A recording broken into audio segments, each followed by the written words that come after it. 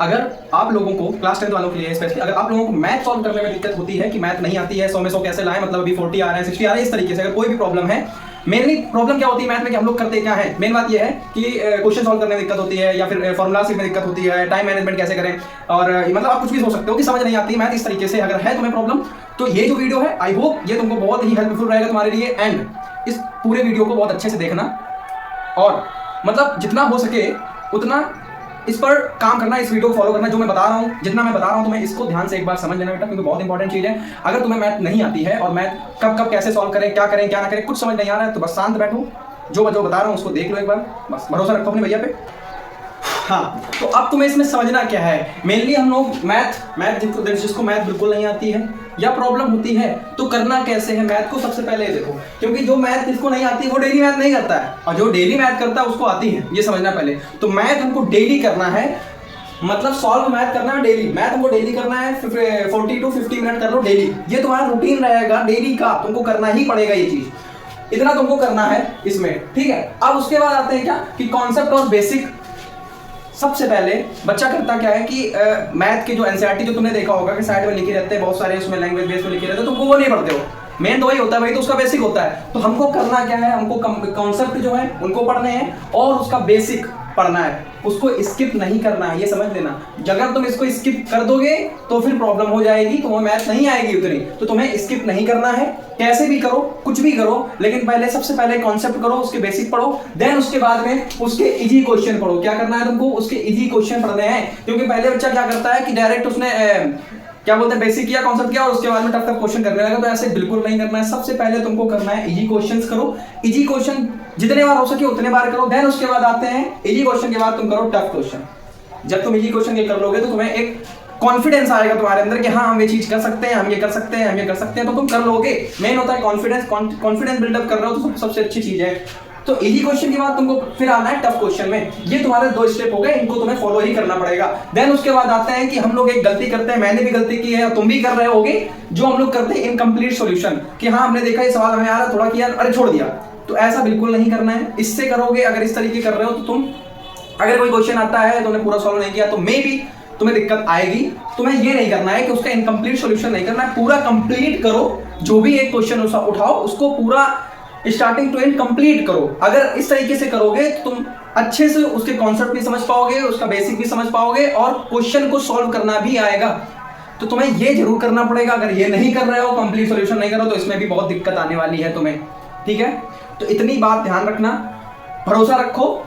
अभी जो last year बच्चे, अभी जो उन्होंने एग्जाम दिया है, तुम्हारे जो सीनियर हैं, कुछ देखना, तुम मेरे कमेंट्स भी देख सकते हो, हालांकि अब इतना तो वो नहीं हुआ है, बट जो भी बच्चे पढ़े हैं 95, 97, 98 नंबर्स उनके आए हैं, जिनके 60 भी नहीं आते थे, 70 भी नहीं आते थे, वो भी लाए हैं।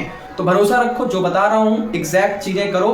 एंड उसके आगे भी देख लेते हैं कि करना कैसे है, कि हाउ टू सॉल्व मैथ, मतलब मैथ को हम लोग कैसे सॉल्व करें, जो मैथ की एक्सरसाइज है वो कैसे करें, क्वेश्चन कैसे करें, सब कुछ देखते हैं आगे। अब क्या देखो, हाउ टू सॉल्व मैथ, हम कैसे मैथ सॉल्व करें कि जो कि हमारे 100 में 100 मार्क्स आए। लाना बहुत आसान है, कर सकते हो। अभी ये समझो कि 7 महीने तुम्हारे पास पूरे हैं, तो अभी से करना स्टार्ट कर दो। देखो सबसे पहले हमको क्या करना है कि कॉन्सेप्ट हमने बताया, कॉन्सेप्ट पढ़ो, देन एनसीईआरटी के अब क्वेश्चन क्या होते हैं कि हम लोग करना कैसे, एनसीईआरटी कैसे करना है वो देखो पहले। तो जब एनसीईआरटी सॉल्व करें तो एक बार करो, तुमने एक बार सॉल्व किया, ठीक, एक बार तुमने सॉल्व किया, कैसे करना है, एक क्वेश्चन तुमने लगाया, मान लो देख कर लगाया तुमने, ठीक, एक क्वेश्चन तुमने देख के सॉल्व किया, देन उसके बाद तुम छोड़ देते हो, ऐसा नहीं करना है। जब एक क्वेश्चन तुम देख कर लगाओ, मान लो तुमने एक क्वेश्चन सॉल्व किया देख के, ठीक है, तो जब उसी क्वेश्चन को तुम्हें दोबारा लगाना है फिर भी तुम सॉल्व कर लेते हो। मैं तुमको क्या बताया, एनसीईआरटी तुमको 3 to 4 टाइम्स तुमको रिपीट करनी है। कैसे करना है वो देखो, मतलब तुमने एक क्वेश्चन लगाया फिर उसको दोबारा नहीं लगाते हो, ऐसा नहीं करना है। तुमने क्वेश्चन लगाया, एक बार तुमने देखा, एक बार उसका सोल्यूशन देख के लगाओगे, लेकिन दूसरी बार लगाओ तो उसका सोल्यूशन मत देखो, बिना देखे करो, कैसे भी करो लेकिन बिना देखे करो। फर्स्ट टाइम तुम देख के कर सकते हो कोई दिक्कत, लेकिन जब सेकंड टाइम करो तो उसको बिना देखे ही करना पड़ेगा। समझ में आ रहा है? जब तुम्हें नहीं आ रहा है क्वेश्चन, तुमने मान लो बिना देखे कर रहे हो, तुम्हें क्वेश्चन नहीं आ रहा है, तो बिल्कुल घबराना नहीं है, माइंड पे जोर लगाओ, कैसे ना कैसे करके हमको ये चीज करनी है। जब हम माइंड से कोई चीज बिल्कुल जोर लगा करते हैं तो वो परफेक्ट जाती है। अगर हम देख के कर रहे हैं, अगर तुम वही चीज बार बार देख देख कर रहे हो, तुमने एक बार देख के किया, दोबारा देख के किया, 3 बार देख के किया, 4 बार देख के किया, कोई इसका मतलब नहीं बन रहा, तुम्हारे माइंड में उसका कोई इफेक्ट नहीं पड़ रहा। जब तुम एग्जाम में बैठोगे तुमको नहीं आएगा। तुमको बिल्कुल नहीं आएगा वो चीज, थोड़ा तो समझोगे हाँ यार ये देख के मैंने किया था, मतलब नहीं आएगा तुमको, इतना समझो पहले। तो तुमको फर्स्ट टाइम देख के कर सकते हो, लेकिन जब बिना देखे करोगे सेकंड टाइम तुमको करना है तो तुम्हें बिना देखे करना पड़ेगा। कैसे भी करो, नहीं आ रहा छोड़ दो, सोचते रहो कैसे करना है कैसे करना है कैसे करना है। जब जो चीज खुद से करते हो तो वो परफेक्ट जाती है, इतना याद रखना, ठीक है। तो ऐसे करना है, first time second time third time जितने टाइम भी करो तुमको वो बिना देखे ही करना है सॉल्व। ऐसे क्वेश्चन तुम्हारे बहुत ही अच्छे तरीके से तुम्हें आएगा, मैथ बहुत अच्छे तरीके से आएगी, गारंटी लेता हूं इस चीज का। बस जैसे बोल रहा हूं वैसे तुम करो, जब एक बार लिख भी देना शायद तुम्हें ज्यादा समझ में आए। जब तुम मान लो फर्स्ट टाइम करो तो तुम देख के कर लो, ठीक है ना। लेकिन जब तुम सेकेंड टाइम करो वहीं पे, तब तुम्हें बिना देखे ही करना पड़ेगा बेटा। क्या करना है, क्योंकि जब बिना देखे करोगे तो तुम्हारे माइंड पे जोर लगेगा, तुम माइंड से सोचोगे कैसे सॉल्व करना है, तब तुम्हें वो चीज आएगी, उसके कॉन्सेप्ट तुमको याद रहेंगे, उसका सोल्यूशन तुम्हें पता रहेगा कि कैसे करना है। वैसे ही थर्ड टाइम करो तो वो भी बिना देखे ही सॉल्व करो। ऐसे करोगे तो बहुत फायदा रहेगा। एक बात हमेशा याद रखना, जब तुम देख के करोगे फर्स्ट टाइम और जब तुम बिना देखे करोगे सेकेंड टाइम, कम से कम तुम्हारा ये मान लो 30 to 40% तुम्हें आ जाएगा, 30 to 40% तुम्हें उसका आ जाएगा। और जब थर्ड टाइम सॉल्व कर दोगे तो ये समझो कि तुम्हें वहां के ज्ञाता हो जाओगे। इतना तो मेरी बात मानो, गारंटी लेता हूं बेटा, बहुत बहुत अच्छे तरीके से तुमको मैथ आने लगेगी अगर तुमको मैथ नहीं भी आती है तो। और अगर बात एक चीज और सोच सकते हो कि अगर तुम्हें मैथ बिल्कुल भी नहीं आती है, कि हमको मैथ समझ ही नहीं पाता, मतलब बिल्कुल भी नहीं आती है, तो ऑनलाइन पढ़ने का कोई मतलब नहीं बनता है। फिर तो तुम ऑफलाइन अपना कहीं कोचिंग देख लो, ऑफलाइन पढ़ो, क्योंकि वहां तुम सामने से उनसे इंटरेक्ट कर पाओगे, सामने से चीजें समझ पाओगे, पूछ पाओगे, एक बार 10 बार भी, जितनी बार तुमको नहीं आएगा वो ज्यादा बेस्ट होता है। तो तुम्हें जैसा तुम्हें अच्छा लगे, तुम्हें जैसे समझ में आए वैसे तुमको करना है, ठीक है। उसके बाद में अब क्या करना है कि चलो भैया हमने आप कॉन्सेप्ट भी पढ़ लिए, बेसिक भी पढ़ लिया, सब कुछ कर लिया, क्वेश्चन सॉल्व कर लिए। जैसे तुम्हारा एक चैप्टर मान लो, ये समझो कि यहाँ पे देखो, अगर तुम्हारा एक chapter first chapter real number तुमने अगर कंप्लीट कर लिया है, ठीक है, उसके कॉन्सेप्ट भी पढ़ चुके हो, उसका बेसिक जो भी है सब तुम कंप्लीट कर चुके हो, देन वहां से तुमने क्वेश्चन भी सॉल्व कर लिए हैं, समझ रहे हो, क्वेश्चन भी तुम सॉल्व कर चुके हो। अब तुम्हें क्या करना है कि अभी से अगर तुम्हारा कंप्लीट हो चुका है तो अभी से तुमको क्या करना है बेटा, PYQs करना है तुमको। जब अभी से PYQs करोगे, और इस तरीके नहीं कि तुमने PYQ 4-5 कर लिए, भाई जितना कर पाओ, जितने अच्छी तरीके सॉल्व कर पाओ उतना करो, ठीक है। ये तुम्हें हाफ एयरली में बहुत हेल्प होगी, क्योंकि हाफ एयरली एग्जाम आ रहे हैं। उसके बाद जब तुम प्री बोर्ड दोगे जाके 6 से 7 महीने बाद, तुम देखना बहुत बहुत बहुत अच्छा रिजल्ट आएगा तुम्हारा, इस चीज की गारंटी है, ठीक है। तो तुम्हें अभी से ही PYQ सॉल्व करने हैं। अगर तुम अभी से PYQ सॉल्व करोगे तो जब तुम एग्जाम के टाइम जाओगे तुम्हारे अंदर कोई प्रेशर नहीं होगा, क्योंकि जब एग्जाम के टाइम तुम क्या सोचते हो कि एग्जाम के टाइम मॉक लगाना है, PYQ करना है, ये करना है, वो करना है।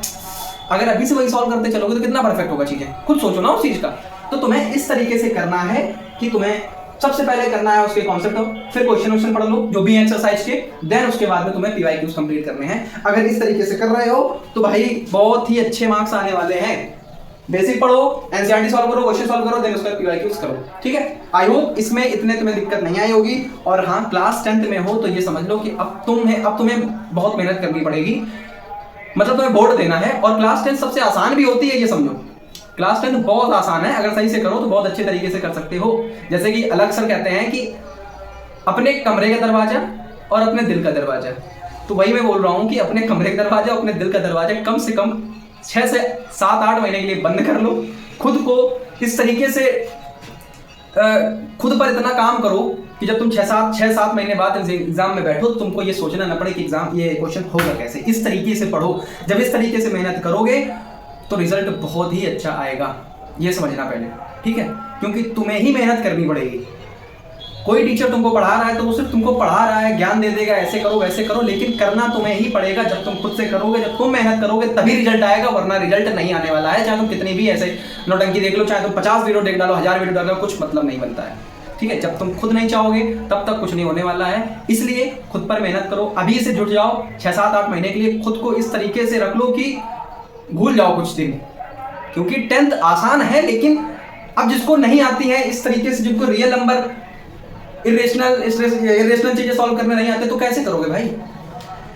अगर तुम्हें एक्सियम एलसीएम नहीं आता तो कैसे कर लोगे, तुमको खुद करना पड़ेगा। जब तुम चाहोगे तभी होगा। और हर एक इंसान हर एक काम कर सकता है, ये याद रखना, ठीक है, आई होप तुमको ये वीडियो समझ में आई होगी। अगर अभी भी कोई डाउट है तो मेरे को कमेंट में बता सकते हो। और हाँ, वीडियो को शेयर करना अपने दोस्तों तक, जिस भी ग्रुप में ऐड हो। अगर थोड़ा सा भी तुमको लगे कि हाँ इससे तुम्हारी इस वीडियो से तुम्हारी कोई हेल्प हो पाई है तो प्लीज़ वीडियो को शेयर करना। एंड लाइक सब्सक्राइब तो तुम जानते ही करना है, ठीक है। और पढ़ाई करते रहो, मौज करो, ठीक है।